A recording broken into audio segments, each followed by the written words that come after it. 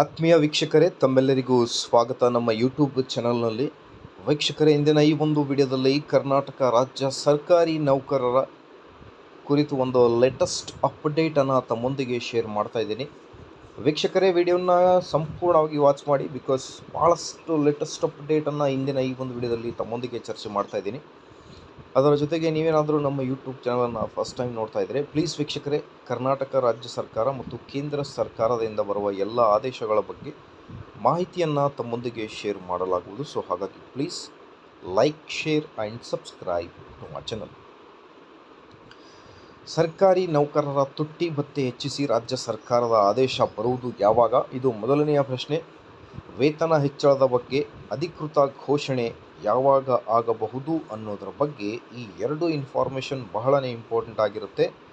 DIDR-OPS ಕುರಿತು ಪ್ರಮುಖ ಸುದ್ದಿ ಏನಿದೆ ಮಾಹಿತಿ ಅಂತ ಇಂಚಾಗಿ ನೋಡ್ತಾ ಬರೋಣ, ಇನ್ ಡೀಟೇಲ್ ಆಗಿ ಡಿಸ್ಕಸ್ ಮಾಡ್ತಾ ಬರೋಣ. ಹಾಗಾಗಿ ಪ್ಲೀಸ್ ವಿಡಿಯೋವನ್ನು ಕೊನೆವರೆಗೂ ವಾಚ್ ಮಾಡಿ ವೀಕ್ಷಕರು.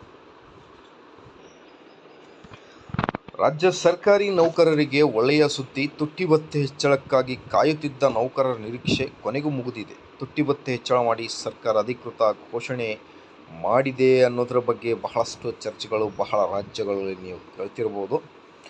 ವೀಕ್ಷಕರೇ, AICPI ಸೂಚ್ಯಾಂಕದ ಆಧಾರದ ಮೇಲೆ ನಿಮ್ಮ ತುಟ್ಟಿ ಭತ್ಯೆ ಮತ್ತು ತುಟ್ಟಿ ಪರಿಹಾರವನ್ನು ಫೈನಲೈಸ್ ಮಾಡಿ ಅಧಿಕೃತ ಆಗಿ ಘೋಷಣೆ ಮಾಡ್ತಾರೆ. ಡಿಸೆಂಬರ್ ವೇಳೆಯ AICPI ಸೂಚ್ಯಾಂಕದ ಪ್ರಕಾರ ಕೇಂದ್ರ ಸರ್ಕಾರಿ ನೌಕರರಿಗೆ 2% ತುಟ್ಟಿ ಭತ್ಯೆಯನ್ನು ಅನುಮೋದನೆ ಮಾಡಿದ್ದಾರೆ. ಆದೇಶ ಇನ್ನೂ ಕೂಡ ಬಂದಿಲ್ಲ.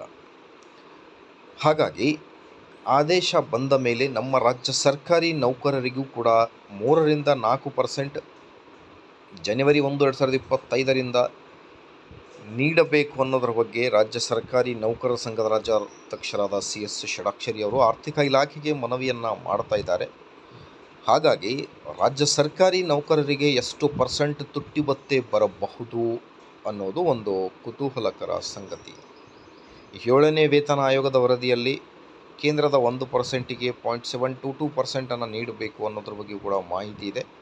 ಹಾಗಾಗಿ ಆದಷ್ಟು ಬೇಗ ರಾಜ್ಯ ಸರ್ಕಾರ ಆದೇಶ ಜಾರಿ ಮಾಡಲಿ DIDR-OPS ಕುರಿತು. ಈಗ ಮೋಸ್ಟ್ ಇಂಪಾರ್ಟೆಂಟ್ ಥಿಂಗ್, ಈಗ OPS ಆಗಲಿ ಮತ್ತು ಕೇಂದ್ರದ ಮಾದರಿಯಲ್ಲಿ ವೇತನ ಆಗಲಿ ನಮ್ಮ ರಾಜ್ಯ ಸರ್ಕಾರಿ ನೌಕರರಿಗೆ ಬರುವುದು ಯಾವಾಗ, ತುಟ್ಟಿ ಭತ್ಯೆ ಜಾರಿ ಆಗುವುದು ಯಾವಾಗ ಅನ್ನೋದೇ ಒಂದು ದೊಡ್ಡ ಪ್ರಶ್ನೆ.